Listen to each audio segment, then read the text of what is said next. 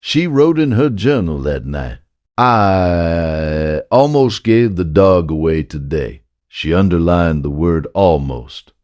Patrick and Noor lived in a salt box home in coastal Maine with their 9-month-old Lila and a French Bulldog they had adopted the spring before the baby came.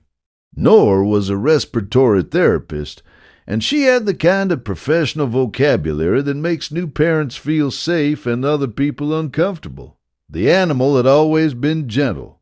People used the word sweet. The veterinarian had used the word unusually attuned, which neither of them had thought much about at the time.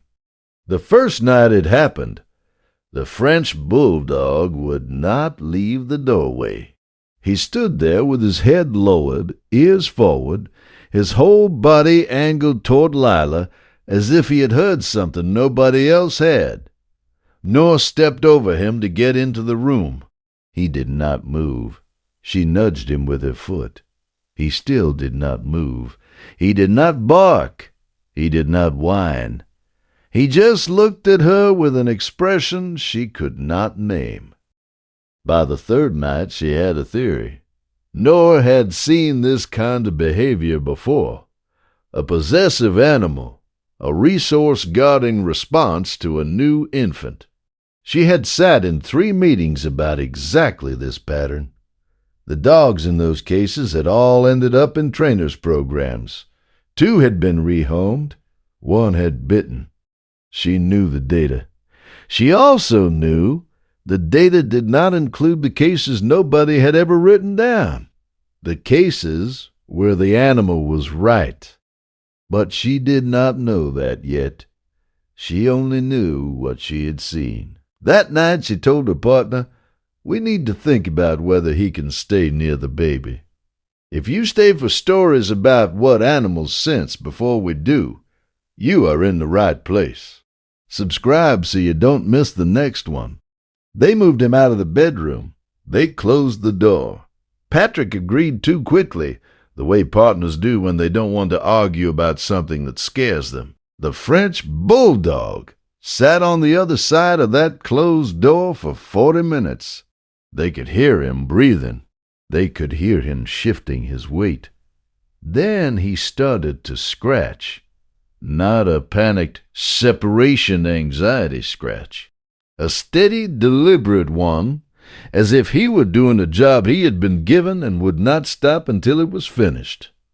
They put him in the laundry room. The scratching continued through a second door. By midnight, Noor was crying in the kitchen, and her partner had already left a message at the rescue. At 3:42 a.m., the door to the laundry room was open. They never figured out exactly how. The French Bulldog was in the bedroom, on the floor beside Lila, and Lila was making a sound that was not quite a sound. Noor would later describe it as the absence of one, a too quiet breathing, a stillness that her trained ears should have caught earlier and didn't. The animal pressed his muzzle to Lila's cheek and held it there. He did not lick. He did not nuzzle. He just kept his face there, breathing, until she was close enough to feel that a raccoon with rabies had made a den in the attic above the nursery. Has your dog or cat ever done something that made no sense? Until it was the only thing that did.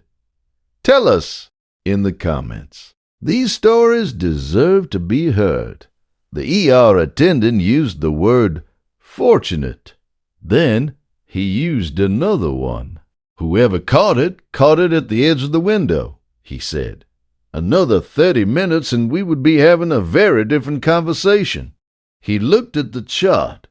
He looked at Noor. He asked the question every attending in that hospital had been trained to ask before they signed the paperwork. What made you check? She did not answer for a long time. Then she said, the French Bulldog. He nodded once, like he had heard the answer before. He probably had the doorway, not possessiveness. The smell Noor's training had not taught her to register. The scratching at the laundry door, not separation. A countdown he could not say out loud. The muzzle pressed to her cheek, not affection. The only alarm system in the house that actually worked. 3 things she had read wrong. 3 things she had been trained to read wrong. She would not forgive herself quickly. The French Bulldog did not require it. Every guardian deserves to be recognized, even the ones who never asked for anything in return. If stories like this matter to you, subscribe so you never miss the next one. He came home 2 days later. They opened the door and he walked past them both without looking, the way an old soldier walks past a parade he had already served in. He went directly to Lila's room, lay down beside the crib, and exhaled. Noor sat in the doorway with her back against the frame and watched him close his eyes. She thought of the closed door, of the steady scratching, of the 40 minutes she would carry with her for the rest of her life. She did not say anything aloud.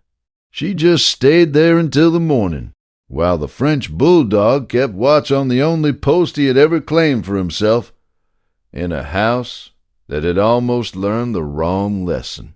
In time to remember the right one. Tomorrow there is another one, about an animal nobody believed until the camera proved them wrong.